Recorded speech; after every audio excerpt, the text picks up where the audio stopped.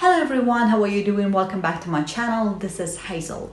In this episode of my podcast, we are going to talk about a very important topic. One of the biggest reasons why so many people aren't taking serious actions toward their dreams, their goals, is because of feeling fear, doubt, and listening to their internal critics. And this prevents them from taking serious actions. So in this episode, I have an amazing guest, a mindset coach, Hadi Haboobi, and we are going to talk about how to overcome feeling fear, doubt, internal critics, and how to take serious actions. So listen to the very end of this video and you are going to learn a lot of amazing tips that will help you to overcome these things and learn how to take serious actions. But don't forget to subscribe my channel. Let's get started. Okay, Hadi, it's really nice to have you here with us. Thank you so much for taking your time and be here with me. Tell me a little bit about yourself. When did you start this journey? Yeah, it's great to be here. Thanks for having me, and for everyone kind of joining us. Thanks for joining us today. My journey, well, I'm based in London, and I have worked most of my life in the corporate world in international tax and mergers and acquisitions tax for about 9 years, and then I Wow, crazy. transitioned. Yeah, it was a crazy time, and then I transitioned into coaching simply because when I was kind of going through, I was going up quite fast into the corporate world, but I was facing a lot of anxiety, a lot of insomnia, some Mhm. confidence challenges, and actually depression too. And it made me kind of dig deeper to understand how do we operate these things called mind and body, because something wasn't working there, and we're never really given the manual to those things. These so important tools that we need to know. We're just kind of told, hey, go become successful, whatever that means. Yeah. And we don't understand how to operate these things because they have a kind of a law to them. And in under certain conditions, they will operate in a certain way. And if we change those conditions, they will operate, get different results. So it made me kind of question those things and dig deeper. And I was able to overcome all those challenges and then help other people do the same. And that made me kind of transition into becoming a mindset coach and an NLP practitioner. And a lot of what I do right now is I help people free themselves from their mind. A lot of the times, what I have found is that it's not that people are not capable. I meet and work with a lot of capable people that are experts at what they do, but they come in the way of themselves. It's their mind that comes in the way, and a lot of our minds are a liability instead of an asset.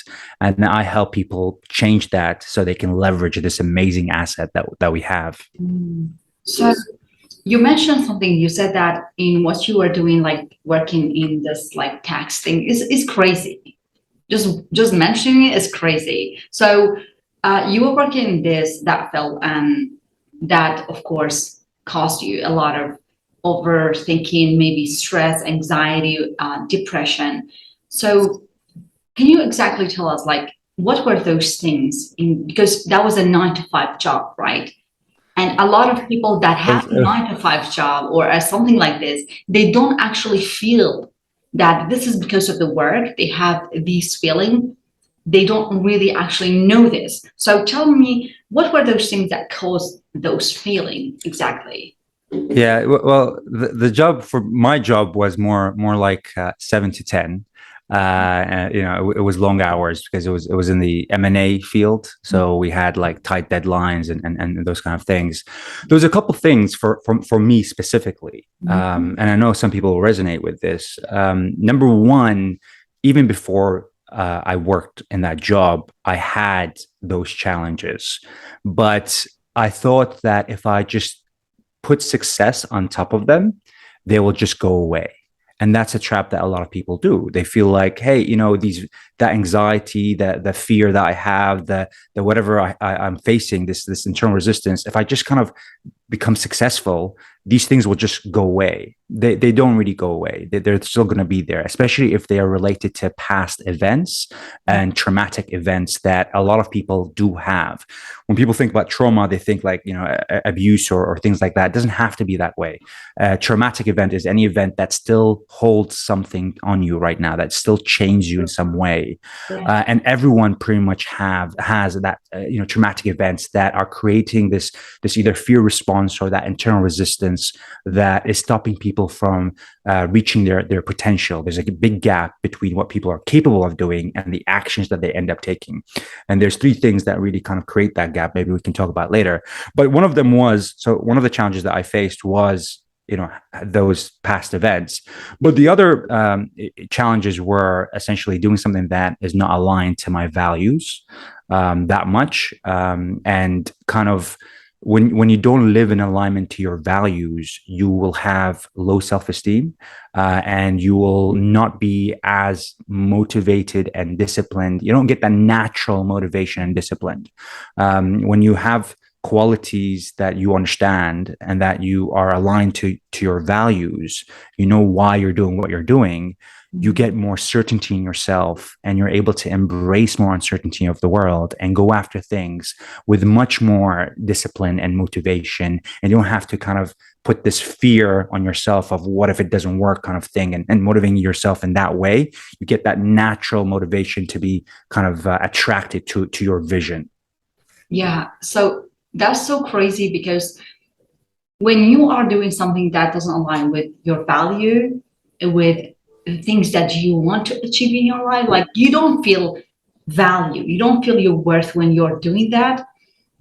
What is so crazy about this is that sometimes you are trying to do your best in something that is not what you meant to do. You're trying to do your best anyway, and you are trying to motivate yourself to do the best way, like to do your best in this, but you're not doing it, like you're not getting there, and you're not feeling motivated anyway, and you are motivating yourself to do the wrong thing. That's why you're not feeling anything, like you're not getting anywhere. So that is so crazy, because when I had my 9-to-5 job, when I was working in university, I was a teacher, I was a lecturer, I was also a manager of international relations office in university. That was so crazy, because I had a very good, very, very good like position. I was making good money, but I didn't feel my value, because so many things were going against my own values. And I had to speak up and say, okay, this is not how it's supposed to be. So I knew that this is not how it's supposed to be, and this is not going with my values. And no matter how many times I was trying to motivate myself to do the best in this work, at the end, I was feeling like, you know what? This is not what I have to do. This doesn't go right. I'm doing good, but this doesn't go right. There's something missing, right? You feel like there's something missing about this. No matter how much you try to improve, but inside you, maybe your work, you do some improvement in the work, but deep inside you, you feel that there's something missing. This is so crazy. And so today we decided to talk about, we have this topic to how to overcome fear, doubt, internal critic, and when it comes to and taking more action, because these are the things that are preventing so many people from taking serious action toward what they really want to do, right? So tell me, what are your definitions for these words like fear, doubt, internal critics? Yeah. So fear for me is a emotion and a feeling that comes up, that is there actually is a self-defense mechanism. Really, it's evolved to help us move away from things that the brain perceives as dangerous. Might not be dangerous, but the brain might perceive it as dangerous, and it's there to kind of stop you and kind of create this, what's happening here? Should I move forward, or should I move backwards? So fear is this kind of emotion. And it can be a feeling, and there's a difference between emotion and feeling. An emotion is a more automatic thing that happens very quickly. A feeling is longer term. It's more, an emotion can become a feeling if you linger on for hours and days, it can be a more of a feeling, and it's more associated with your thinking too. An emotion is it's just a reaction there, and we all have those reactions. And what we do with the emotion, it dictates what is the feeling that's going to be created from that. So fear is an emotion that's there, and you're never going to ever get rid of fear, because it's part of our system. Really, it's there to protect us. And fear can be a good thing. I always say fear can be a good helper, but is a terrible master. And the problem we have for a lot of people is that they listen to that fear all the time, and they haven't built the muscle to take action in spite of that fear showing up. And that takes kind of a lot of training to be able to take action in spite of that fear. And that's what really confidence is, or courage. Doubt is essentially uncertainty. It's kind of having doubt, having uncertainty, either about yourself or about where you're going. And so that uncertainty can result in fear, because the brain, again, does not like uncertainty. We've evolved as a species to go through the route of what is familiar to us. And so if we're going through something that we're not really sure about, that uncertainty, that doubt, can cause anxiety, can cause fear, and to stop us from moving towards that route that we're uncertain of, because the mind's like, is this dangerous? Is this not dangerous? We don't know. Let's take the familiar route, even though that might cost you your long-term joy, your long-term fulfillment. At least from a short-term perspective, I understand this. It's that's what the brain is evolved to do. Internal critic is essentially, we've all had that voice in our head that tells us, you're not qualified. Who do you think you are to charge that much for people? Are people going to value your services? And it's there again. It's there for protection, but the more we listen to that voice, the louder it becomes and the more power it has. And we need to kind of recognize, hey, where is that coming from? Where's that internal critic coming from? And why is it saying those things? How much evidence does this have? How much validation can I give to this voice? And so we need to kind of recognize all these separate things to be able to deal with them in the right way. So, this is the question. According to you, Hadi, what those critics, internal critics, come from? That's a very good question. Where does these things come from? It comes from a lot of the times from past events. Here's the thing. Let me just kind of describe a bit more on how the mind works and all those things. Yeah. We are born fearless. If you think about, I've got a lot of nieces. I don't have any kids. I've got a lot of nieces and nephews. And when I see them, when they come to the house over here, they just don't know fear. They're just grabbing everything. They're going after spiders, electricity, doesn't matter. Like they're just jumping on things. And it's like, they just don't have fear. They're taught fear. We teach them fear. There's actually, according to the science, there's two fears that are innate in us. It's loud noises and falling. That automatically causes people to fear. But we tell people, hey, don't do this because this will happen. That will happen. Be careful here. Be careful that. And obviously, we need those things to help us navigate the world and to be able to kind of move away from actual danger, like a real danger. But we've overdone it sometimes, a lot of the times, with what fear is, and the brain there. Again, fear is not a bad thing, particularly really. That it could be a bad thing. It doesn't have to be a bad thing, because fear is there to help us move away from danger. But when the fear is the dominant voice, when that internal critic is there and telling us to keep on telling us negative things and that you can't do this or that, that's where the problem is. But what is the brain's function? The brain's function is really short-term survival.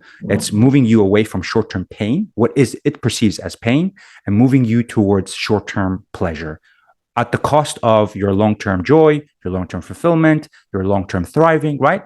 And unless it's trained to do otherwise. So your brain has this kind of like, how do I move towards the pleasure in the laziest way? Because I want to conserve energy. And I will use a stack of memories for, I've collected so many memories in my life, and these memories are going to help me navigate the world. Now, these memories have either a negative charge to them, or a positive charge, or a neutral emotional charge. What I mean by that is something's happened. For example, I'll give you an example. When I was in year 6, I had to do a speech in front of my class for graduation into high school. And I went to the podium to do the speech, and I just went blank. I just couldn't speak. I forgot everything. I was a kid, right? Year 6. And I just stood there, and everyone was looking at me, and my brain didn't understand what was going on. It created a very strong emotional reaction that kind of indicated to my brain, hey, anytime you are on the spotlight, you are doing a speech, you need to speak loudly to people, throw in fear, throw in doubt, throw in anxiety, throw in panic attacks to move you away from this dangerous situation that we don't want to be in. So for most of my life, until about 3 years ago, I couldn't do presentations. If I went to do a speech in front of people, I would have panic attacks days before. I would be like just heart palpitation. Everything would be going crazy. I wouldn't be able to think because my brain perceived that as dangerous due to that event, right? So we have these kind of negative charges, and there's another event that is negative charge, another event that's positive. And depending on what are the kind of how many negative charges we have and how many positive charges we have, we're going to filter the world from either a negative perspective or a positive perspective, especially when it comes to those incidents, right? So that's how your brain kind of creates fear, creates doubt, and creates that internal critic. It looks at your memories that you have, and it looks at how you're thinking about the future, and it says, hey, you don't know what's going on in the future. You can't do this. Move away from this because of that uncertainty that's translating as a threat. Yeah. So I always say there's three resistances that the brain throws at you. Mm-hmm. The first brain resistance is the fear of unknown, right? True. The fear of unknown, which is kind of the fear of not having that clarity, right? And when we have that unknown, we don't know what's going to happen, our brain automatically usually translates that into danger, move away from that. So we'll throw in the self-defense mechanisms that it has, fear, internal critic, hey, just get out of here, you can't do this. One way to overcome that, to kind of gain more clarity, is to understand what is your vision and how do you break that down into the different milestones and to create a nice day structure so that when you wake up, you have certainty in your day. You understand what's going to happen throughout the day.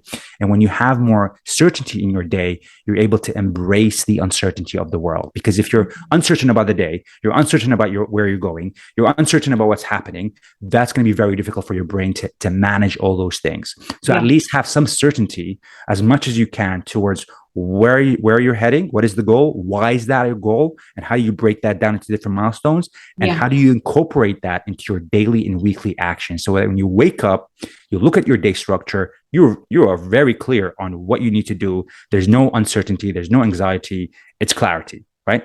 That's the fear of unknown. Right, that's right. And then we've got the fear of what failure will mean to your self-worth and your identity. Sorry, Hadi, before going to this point, I want to add something to your last one, which is really good. Sometimes one of those things that even when people are breaking down their, like, let's say their taskets into, like, let's say, okay, I'm going to do this first and second, and breaking down into several tasks so you know what you are going to do. So many people are trying to break down their tasks into so many tasks, which is another thing why they are preventing themselves from actually taking serious action. Because when they think about their mind is associated with the task with it. For example, when they think about going to gym, okay, they say, okay, I'm gonna have to dress, I'm gonna have to take my bag, and then like my shoes, my trainers, and then go to my car, and then go to the gym, and then take a shower, then go to the class. So many things. They think about so many things. But if you ask the same person, for example, why go to beach, like you say, okay, because it's like beach. I'm just going to the car and go. They think they think about it just like a simple thing. So the way we have to think about something always like affects how we try to take action to it. So if we think about, if our mind is associated with something, with an action, with so many things, if we think about so many things when we think about something, so that's how somehow it's also prevents us from taking action. So we just have to think about one action. This is what I recommend. Like when we think about doing something, for example, don't think about so many things that you have to do during the week.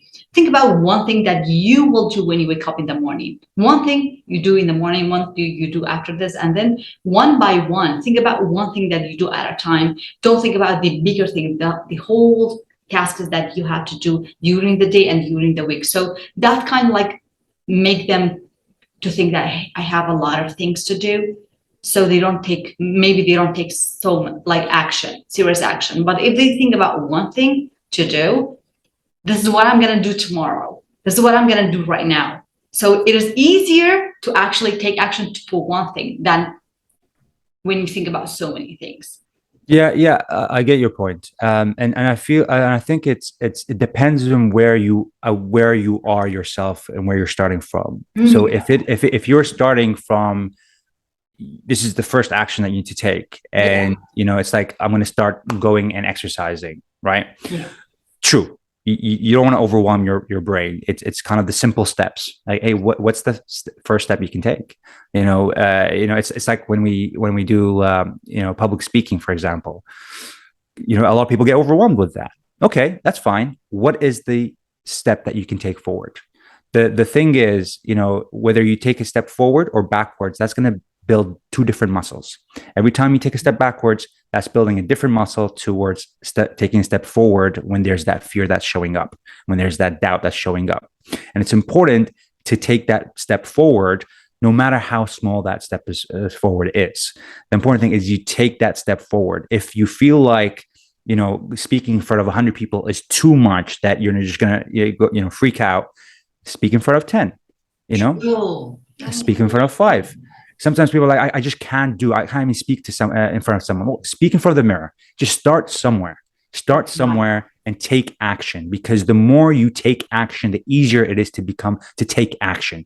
And the more action you take, the more confidence you feel. The more confidence you feel, the more action you're going to take, and so on. The confidence cycle is created. Yeah. So what I was describing before is more about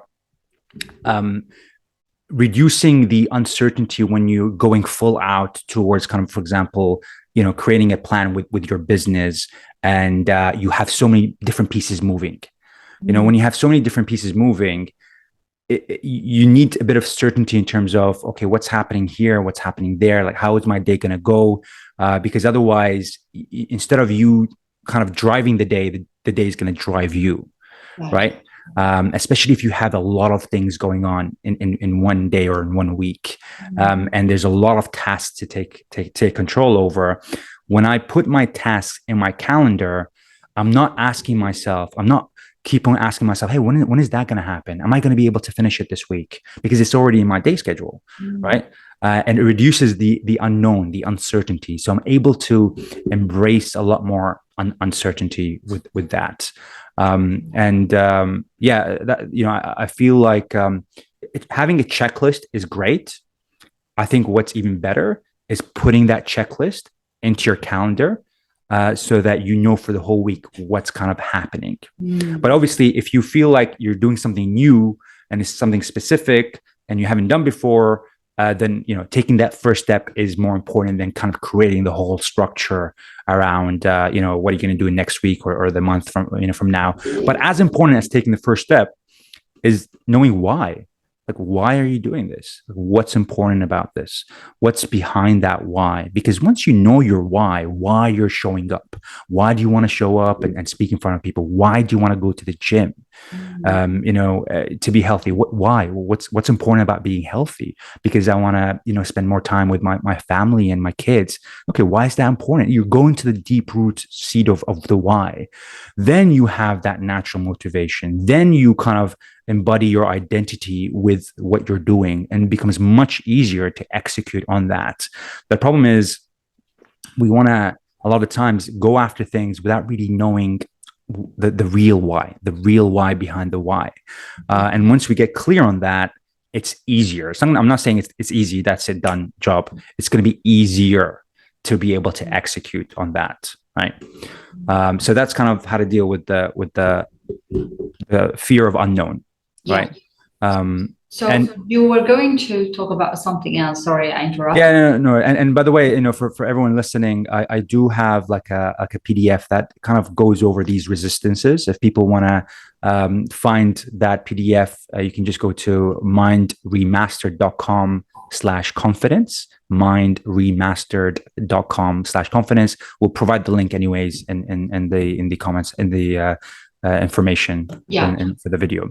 But the other resistance, so you've got the fear of unknown, then the other brain resistance that stops people from taking that powerful action is the fear of what failure will mean to their self-worth and to their identity. A lot of people don't take that or procrastinate or don't take that powerful action because they're afraid of, if I fail, what does that mean to my identity, to my self-worth, to how I value myself?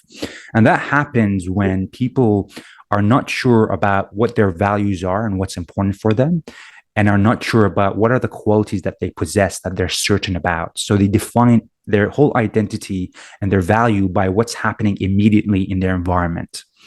And when you do that, when you define your value by what's happening in, like right now, like in your environment, failure becomes much bigger than it should be. Failure now becomes an attack on my identity and my value. So if I fail in what's happened in my action, my self-worth goes down. And that your brain will automatically say, hey, I don't want that. Like that, me protecting who I am and my value, especially in front of people, is an important thing. And the way to deal with that is to get clear on what your values are, get clear on what's important to you, what's your drivers, what's important about the thing that you're going after, and what's important about that. And whatever answer you get, what's important about that?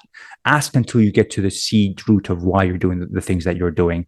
And then the other question becomes, how do you live in alignment to that?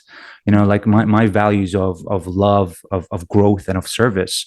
Like, I know exactly what those mean, and I know how to live in alignment to that, i.e., what do I need to do on a daily basis to be able to connect to that, right? I'm clear on that, and I'm clear on the vision that I'm going after. That when you were clear on those things, you have less uncertainty, you have less doubt, which is what we're talking about, right? And you have less fear because you have an understanding of what's important to you, and so either you will have less fear, but even when fear shows up, you can go back to what's important to you. And that will give you that natural motivation and discipline to move forward. Right. Right. And then the other piece is, we have beliefs about who we are and what we're capable of, about money, about success, about change. These beliefs that have formed a long time ago due to these past events that either create these fear, people fear, what will happen if they even become successful, the change that might happen. People fear of what if, I go out there and people reject me because I've been rejected before. And that's something that kind of caused this kind of emotional, reaction to those things. And we have these past events that created frustration, that created resentment, that created anger, that created doubt, that keep on showing up now. And we have to kind of clear those negative charges that are associated with these memories to be able to move forward without the internal resistance that keeps on coming up. There's a lot of internal resistance that keeps on coming up for people because of these past events that stop them from reaching their potential. Now, I'm all about, having friction, because friction allows you to grow, but there's unnecessary friction. There's friction that just keeps on showing up because of these past events that have happened, where, something happened and now you believe that you're not good at public speaking, or you're not smart enough, or you're not qualified enough, or people won't value what you provide because someone didn't value what you provided before. Once we remove those things, you close the gap between what you're capable of doing and the actions that you take. Now, how do you close these things? One way is to go back in time and reinterpret those events. in a different way. You have actually a time machine called the brain, that you can go back in time and reinterpret those events, because you have made interpretations of these past events from a True. from a very limited capacity to interpret those events. You were 7, you were 20, you were 15, you made these interpretations, which you now hold as beliefs. And you kept thinking about the same thing the same way, Yeah, right? exactly. Yeah, exactly. And you basically formed these beliefs based on these limited interpretations that you made throughout your whole life. And these beliefs you hold to be true, and you look at the world to validate those beliefs. That's one of the functions of the brain. It wants certainty, and whatever beliefs you have is looking to the world to already validate what it believes to be true. So we're not looking with curiosity. A lot of the times we're looking to confirm what we believe to be true. But when we go back in time right now with our now mindset and knowledge, we see these events in a very different way, and we can interpret them in a very different way and create different certainties about ourselves, different qualities about ourselves that create, who we think we are in a very different way. So that's kind of what I do a lot in my program, is I take people back in time and help them re-imprint their new beliefs that allow them to have more resources to show up with more focus and confidence and achieve the things with a lot of their natural talents that are all hidden by these past events, by these fears and doubts. That's one way. And there's another way. Yeah. Sorry, I just want to ask you something else. What do you think of actually, what do you think of meditation and journaling as a part of like overcoming fear and doubt, which I personally recommend all the time, meditation and journaling. So what do you think of that? Extremely important. And, I meditate pretty much every day. What meditation helps me do is, a lot of us are attached to our thoughts and emotions, i.e., in our environment, things happen, they create these thoughts, right? And these thoughts create these emotions a lot of the times. And sometimes we hold on to the emotion or to the thought and take action from those places. Now, these emotions are things that we're not choosing, fear, anger, all these other kind of could be negative emotions that don't serve us in a good way when we're holding on to them. And the same thing with our thoughts, the same thing with that internal critic, that voice. We hold on to that voice as if it's us speaking to us. And when we do that, our quality of action gets reduced, and we kind of have this inability, this resistance to take action, right?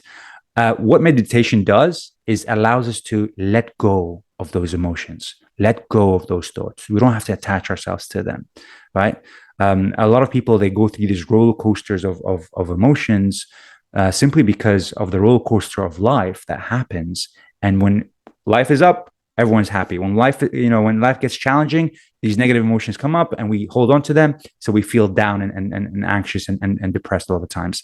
And what meditation does is to become more aware of those emotions as they arise, and to be like, okay, thank you, buddy, for showing me now maybe that I should be angry. I'll take this information and I'll let this anger go away. Wow. And it's in a way, I like meditation for me is like, when there's a rock in a river, and the river and the rock is just the water is just going to the side, to the sides, to the side. Yeah. The rock isn't holding anything. That's what meditation does. It lets you go. It lets these things pass. And when you let these things pass, you're in a much more empowered position. You're in a much more powerful position to choose what feelings you want, to be able to align to your goals and visions instead of just reacting from what emotions are landing on you. And that's the problem with the challenge for a lot of people. They're reacting from what emotions are landing on them. And these emotions a lot of times don't actually serve them, especially when it comes to achieving their goals or achieving their vision. So meditation is something that I do recommend. I do just 15 minutes of meditation, and your mind will wander away. That's a great thing. So your mind's going to wander. You just have to recognize that and bring it back. Bring your attention back to your body, to your breath, to just being.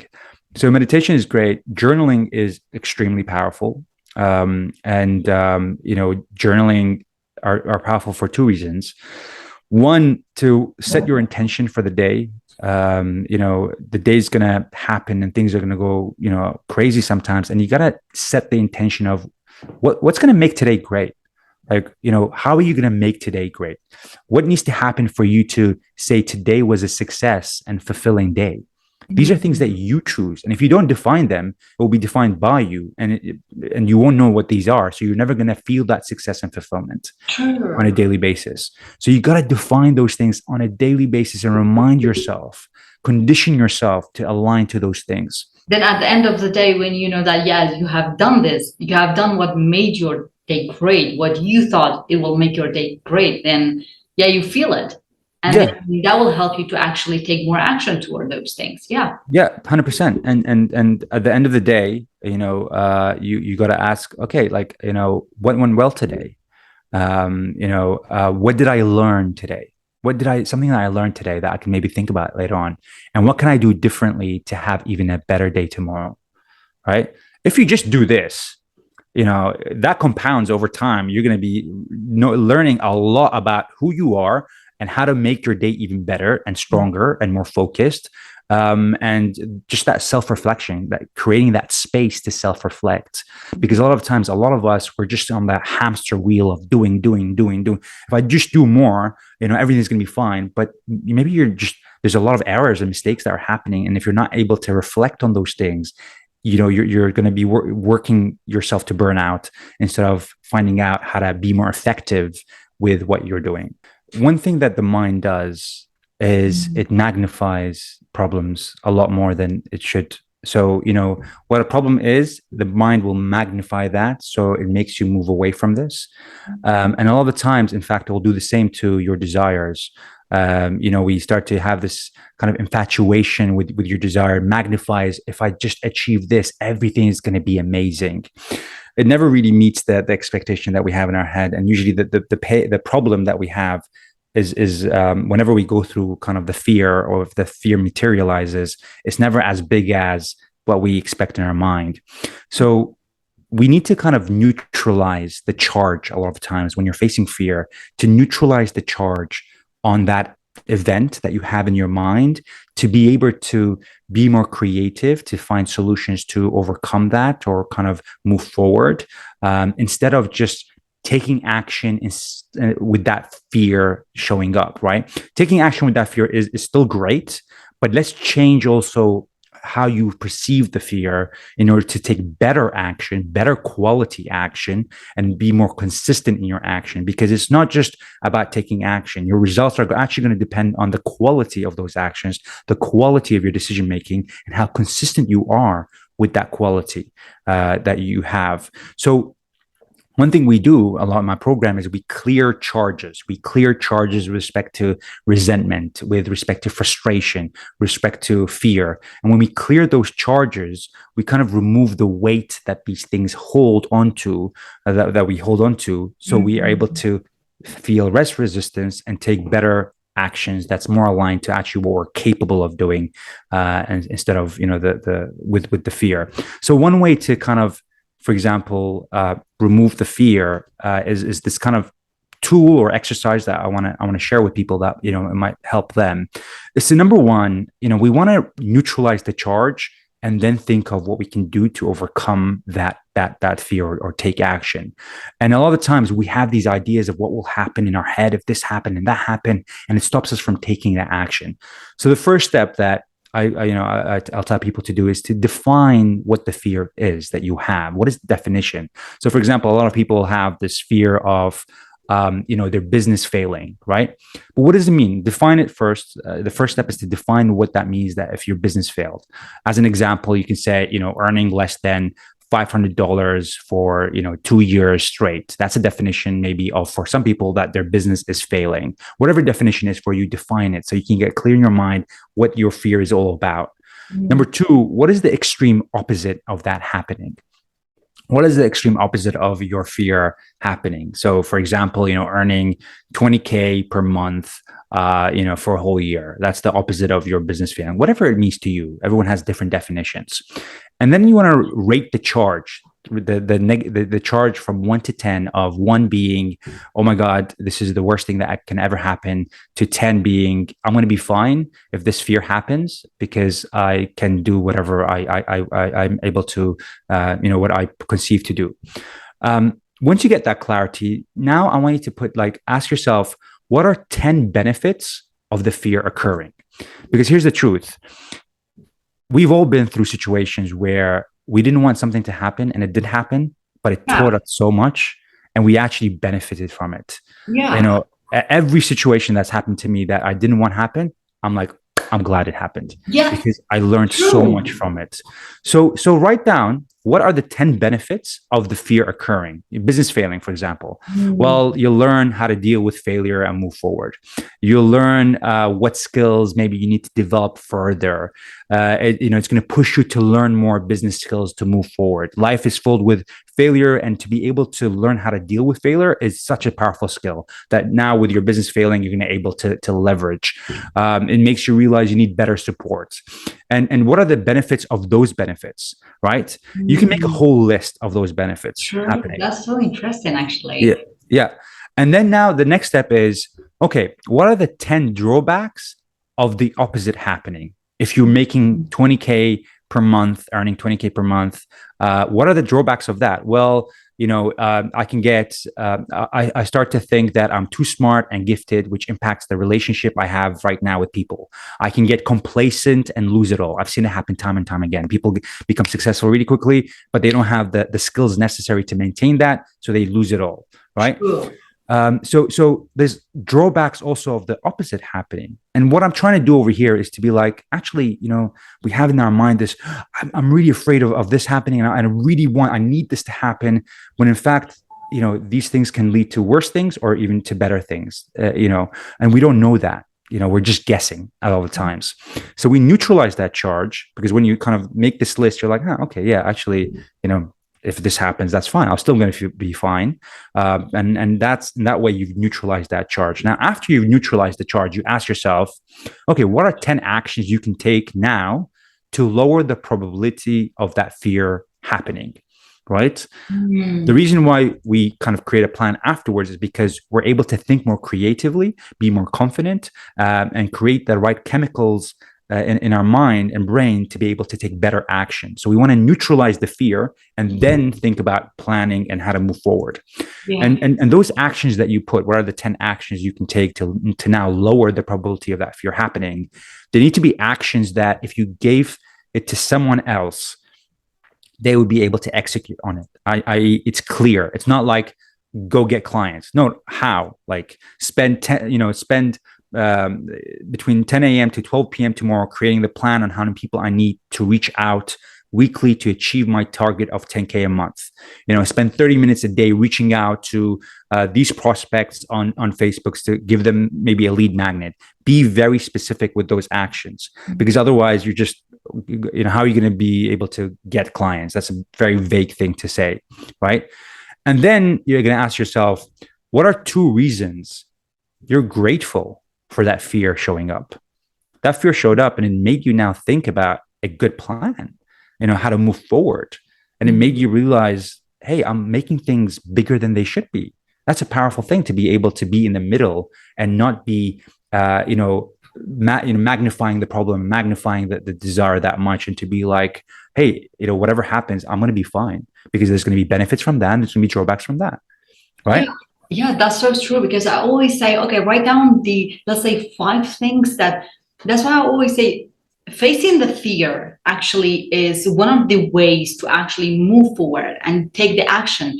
You just accept the fear, you write down a list of, like, let's say 5 things that the worst case scenario might happen. What would happen? If death is not included, then what? Yeah. The only thing that might be the worst is death. So if death is not included, so take action, Yeah. And yeah, exactly. And because we're not defining those things, our mind is a creative thing. I was talking to a friend who's like, yeah, I might lose my job and I might be homeless. I'm like, whoa, hang on. How did you go from losing your job to being homeless? Like, that's a big jump. Like, how is that going to happen? And yeah, I'm sure like it could possibly happen, but like he jumped straight away to homeless, and it's impacting his job right now, and he's fearful. It's like that's a big jump. Let's work on your mind to get clear on those things and the benefits and neutralize those charges. So what are two things you can be grateful for this fear showing up? And the other question becomes, what will you do if the fear occurs? If that happens, what will you do? So one is, what are actions you can do to lower the probability of that fear happening? And if that fear happens, what will you do then? Now you have a plan in your mind. Now you can take a much more powerful action. And at the end, you want to rate the charge now, rate the negative charge or positive charge associated with that fear. You're going to see that it's going to be very different to before in terms of how you associate with that fear. That's one way that I take people on to clear the charges in our programs. And we do that for resentment. We do that for frustration. We do that for doubt, because the more we hold on to these resentment, these emotions, the harder it is to take action. The quality of action is reduced. We're unable to think creatively. Impacts not just our well-being and joy, but our results and success. So these are, some tools that I think people will really benefit from. That was amazing. I loved it. I personally loved it so much. Thank you so much. So is there, before like going to the last one or two question I have, is there anything else that you recommend or you want people to know, or you have something maybe like just like the PDF or something that you want people to like maybe get connected with you, or you recommend to people? Yeah, of course, if people feel like they're coming in their own way, and they feel like that internal critic is showing up and it's stopping them from taking that action that they know that they can take. And that happens to everyone, by the way. I've worked with musicians.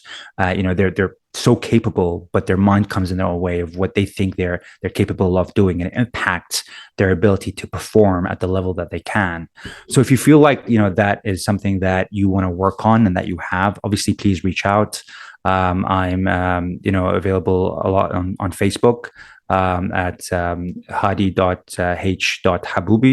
We'll also provide maybe the link in the section. So let's have a conversation. But remember that, the first step is to recognize those things as not you. When the fear shows up, that's not you. That's an emotion that's separate from you. When the doubt's there, that's just a defense mechanism because there's uncertainty. When that internal critic shows up, that's a voice that's not you. Mm-hmm. The first thing is to understand what is the, what is the, when you're taking action, what is the emotion or feeling that's showing up? And behind that emotion and feeling, there's a thought, there's a thinking behind it. What is the thinking? Like, why am I thinking that way? That's creating this feeling. And behind that thinking, there's going to be either a belief or a story about who you are, what you're capable of, about success, about money, about change. And you want to understand, where is this belief coming from? Why do I have this story? What needs to happen for me to be able to change this belief and story? Because once you're able to change those stories you have in your head and be able to change the beliefs that you have, that right now you've just made up based on some interpretations that you've made at a young age on who you are and what you're capable of, you step into a much more powerful state where you can achieve pretty much anything. Yes. That is so interesting. Thank you so much for sharing all these amazing things with us and with our audience. I'm sure people are getting benefit from it. And the last thing that I want to ask you, what are the top, say, 3 books that you recommend to our audience related to these topics? Yeah. So what I recommend, one of my favorite books that has had an impact on me is the Power of Now. Wow. The Power of Now is a book that really gets you to learn about how crazy we can go, and without realizing it, like how your mind likes to play these games. I always say most people misunderstand the game that they're playing. Most people are competing with other people. Most people are kind of thinking about these things in the future and the past. The game that we're all playing is you versus your mind. That's the game that you're playing, because fear kills more dreams than lack of ability, by the way. It's not about whether you're able or capable. It's the fear, it's the doubt, it's that internal critic, it's your mind that's want to keep you in that comfortable, familiar place, as opposed to go and thrive in that place of unknown, right? Into that beautiful, sometimes forest or jungle, that we might have to go into to create a path for ourselves that allows us to live our purpose and our passion and our values. So understanding that the game you're playing is you versus your mind, and looking at your mind from a curious perspective of, hey, why is it throwing in that narrative, that conversation? Where's that coming from? Having that curiosity instead of being like, this is me and this is who I am, and kind of putting yourself down and kind of, I'll never change, all those things. That's 100% not true. I've lived it myself. And so The Power Now is a great book. Daring Greatly by Brene Brown is also a great book. Brene Brown has impacted my life quite a bit, in terms of showing up with more vulnerability and being okay to go after things, not knowing what the outcome is going to be. That's courage, really. Yeah. And to be courageous, you're going to have to be vulnerable, especially, for entrepreneurs, for leaders. They're going to have to show up without really knowing what the outcome is. A lot of the times, whether that's to your people, whether that's with a launch, whether that is with going live, whether, whatever it is, you're going to have to show up and be vulnerable. And that does take courage. Another book that I liked is, it's an old one, a classic, Awaken the Giant Within. Yeah. By Tony Robbins. I love He's great. And that book is a dense book. I'm not gonna lie, it's kind of a thick book, but it has a lot of great things in it. Yes. So those are kind of 3 books that I would recommend to people. Right. Thank you so much. Thank you. I appreciate this, and I appreciate all the information, all the things that you shared with us. Thank you so much for taking your time and be here with us, Hadi. Thank you so much, everyone, for taking your time and watching this episode of my podcast. You can find Hadi's PDF on the description, and of course his links and of his Facebook and his website, everything on the description. Thank you so much for watching. See you on our episode. Have a good day.